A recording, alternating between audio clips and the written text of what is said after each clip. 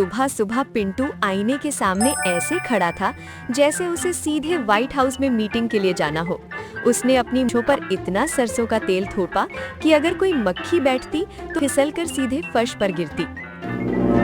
आज से मैं इस घर का सीईओ हूँ। Looks matter bro.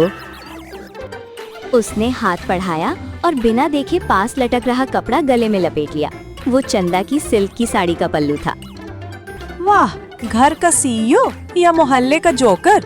ये मेरा पल्लू छोड़ो, वरना पासपोर्ट में बेवकूफ की मोहर लगवाने की जरूरत नहीं पड़ेगी। शक्ल ही काफी है। बाहर से पड़ोसी शर्मा जी ने खिड़की से झांका। शर्मा जी बोले, भाभी जी आज पिंटू भाई साड़ी पहनकर ऑफिस जा रहे हैं क्या? प्रोग्रेसिव सोच है।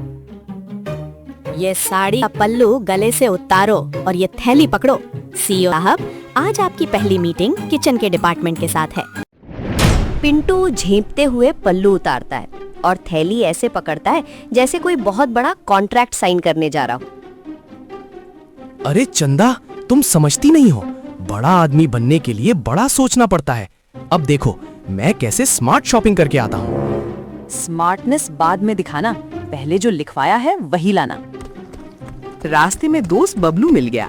बबलू ने मजाक में कहा, भाई आजकल जमाना ऑर्गेनिक का है, कुछ नया ट्राई कर। पिंटू ने ऑर्गेनिक को ऑर्डरनिक समझ लिया।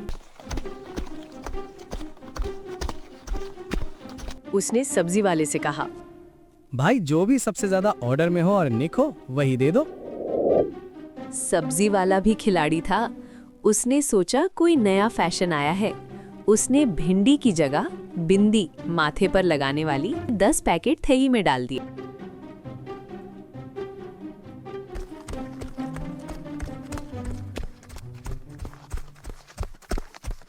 घर आकर पिंटू सीना चौड़ा करते हुए कहता है, ये लो चंदा, लेटेस्ट ऑर्गेनिक माल।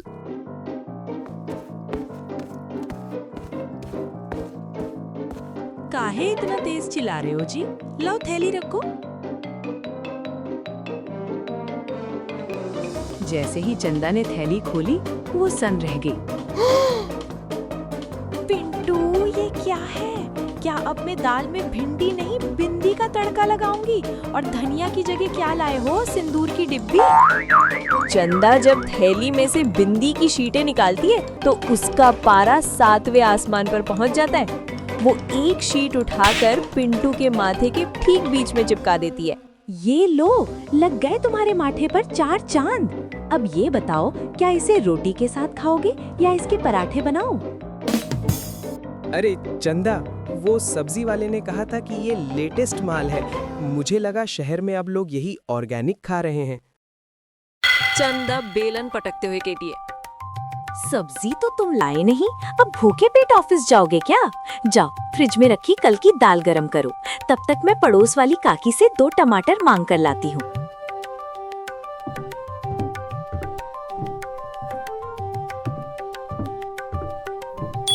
पिंटू को लगता है कि यही मौका है अपनी स्मार्टनेस साबित करने का।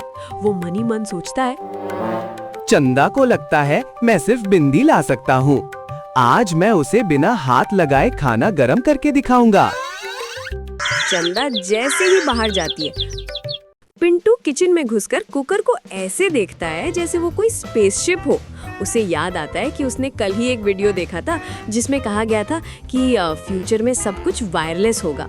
अगर हेडफोन वायरलेस हो सकते हैं तो ये कुकर साउंडलेस क्यों नहीं हो सकता? आज मैं इस पुराने कुकर को स्मार्ट कुकर बना दूंगा। वो गैस चालू करता है और कुकर चढ़ा देता है। तभी उसे याद आता है कि चंदा ने सीटी का ध्यान रखने को कहा था। यहीं से उसके दिमाग की बत्ती जलती है और वो अपना मोबाइल निकालता है। वो सोचता है, अगर कुकर की सीटी की आवाज मेरे फोन में आ जाए तो मैं हॉल में बैठकर आराम से मैच देख पाऊंगा।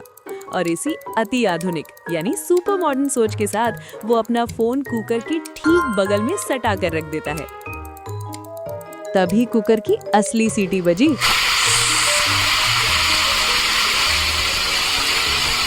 पिंटू ने हड़बड़ाकर फोन उठाया और कान से लगा लिया।